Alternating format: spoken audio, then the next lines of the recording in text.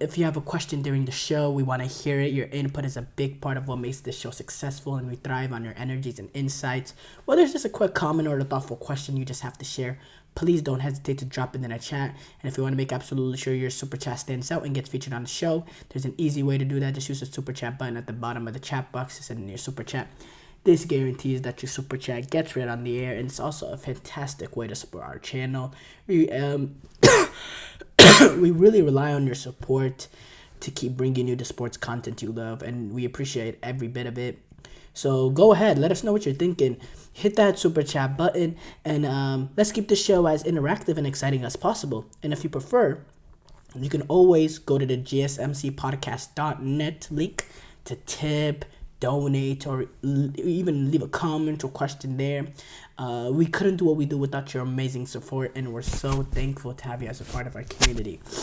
We do have to start off though with the Browns pulling off the Thursday night football victory over the Steelers at home in Cleveland, and it was a snowy game. It was a snowy football game, especially down the stretch. The snow was really coming down there. But I have to say, though, despite the snow, you didn't see much. You still saw a good quality football being played. I thought both quarterbacks did pretty well in this game. Russell Wilson was 21 of 28 for 270, touchdown, clean game, no interceptions. Jameis Winston did throw a pick, but overall, he was 18 of 27 for 219 yards. I thought he was overall played a very clean game. He ended up leading that game-winning drive late on with the snow really coming down. The snow was coming down hard when he let down that game-winning drive, and I was impressed with that. I was I didn't know entering this game that it was gonna be a snowing game. I didn't really know. I didn't check the forecast, and it was I didn't think. And even earlier on in the game, if you compare how much white there is in the early part of the game to what it ended off, it was two different stories. It was really snowing later in that game. I thought I thought it was an interesting aspect. Number one, it's November 20. That's the first big takeaway I have. November 22nd, and it's already snowing this hard. I mean, that's wow. I didn't think it gets like that. I'm from Dallas, Texas, and it's not like we never get snow. We get snow, once in a while. We get snow once in a while here and there, but the fact that it was full on snowing in November, I was surprised by that. I didn't think that was possible. And it wasn't just a flurry or this. Down the stretch, this was snow. This was proper snow. The field was covered in white. You could tell with the way how the players were running, how their cleats were, getting traction off the snow, that the snow was definitely a presence there later in the game. But overall, I thought both teams played some good football. There is always that, saying, with division games, the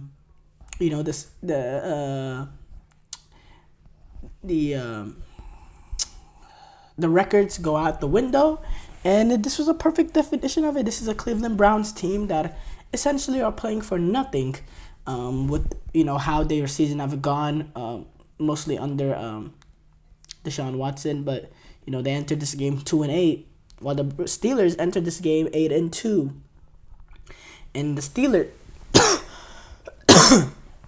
Steelers entered this game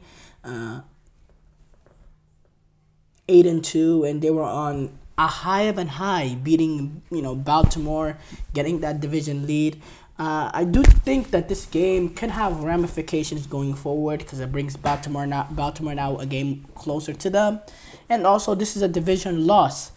And whenever you're going up against Baltimore, it'll make that a week. I believe they play. I don't know exactly what week, but it'll make that a Steelers-Ravens second time around that much bigger when that game happens in M&T Bank Stadium, because of the fact that Steelers got a division loss here. So I think that this firmly brings Baltimore back within punching distance of that division crown in this one. And Pittsburgh overall, they really struggled in that first half to generate much offense and to move the ball and get things going. It was a lackluster start. They had a little bit of a what's the word? A push into the right direction in that fourth quarter. They got that they got the big touchdown. Then they got a turnover that led immediately to a touchdown. And out of nowhere, they were down. They were down 18-6, and in the fourth quarter, and out of nowhere, they were up in the ball game, 19-18, and then the Browns ended up getting the ball back, and as I said, Jameis Winston, he led that game-winning drive late on in that fourth quarter with the snow. I thought it was really impressive, the drive that Jameis Winston led, because of number one, the fact that it was in the heavy snow. It was really coming down in that period, and also it was so important to respond to that run that Pittsburgh was going on, because you say if Cleveland Brown get that ball and they go 3 and out again, and they give the ball to Pittsburgh with time left, the momentum completely has shifted Pittsburgh way. Pittsburgh is getting that victory. They are getting those 3 points, and it's game over. But the fact that Jameis Winston was able to get the ball, and not only they were able to get a few first downs here and there, they were able to get it down into the end zone, get a touchdown. There was that situation, that 3rd and 7 situation where it was 4th and 2. Mike Tomlin and the crew decided to accept it and give them an extra down. 3rd and 7 ended up being a completion to Jerry Jeudy. I believe Jeudy also caught a clutch ball on 4th down earlier in that drive to keep the drive alive. And then Nick Chubb is able to cap it home with about 25-30 seconds left, and it's over. Pittsburgh are not going to be able to drive the length of the field. And I thought Pittsburgh, they played some good defense. I thought overall, it wasn't a horrible game from them from the circumstances, right? Especially in the second half, they were able to get a little bit more offense going. You saw a lot more Justin Fields. He only carried the ball for 3 times for 26 yards, but he was involved a lot of packages. In fact, he threw a pass. He was involved in certain packages with Russell Wilson.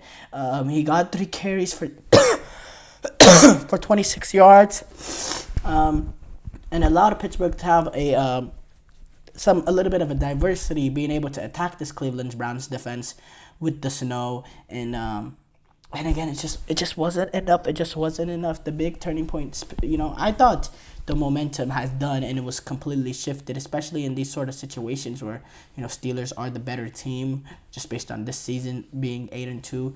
I thought once they got that lead, I just thought there was no looking back, and they were able to carry this momentum into the next into getting a defensive stop. And I thought Myles Garrett was a game wrecker.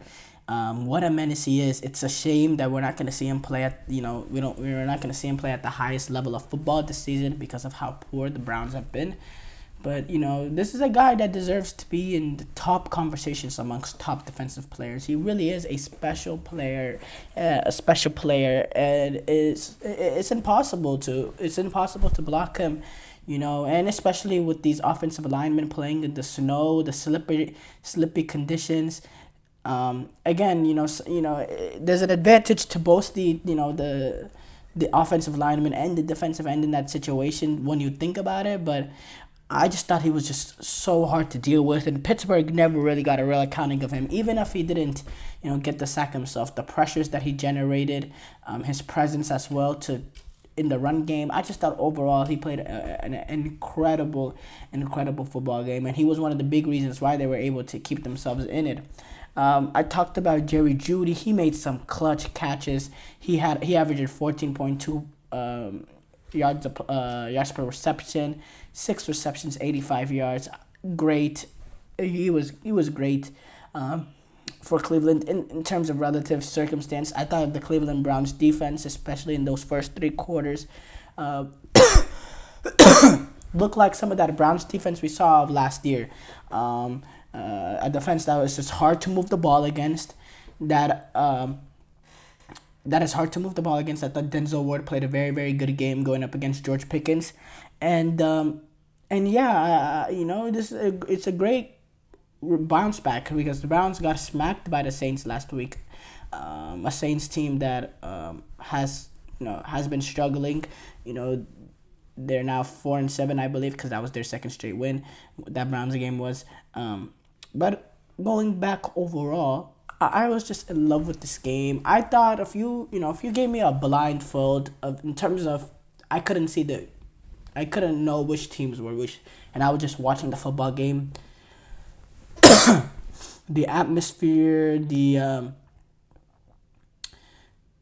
sense of want and desire from both teams, and the fact that it was the fact that it felt like a division rivalry.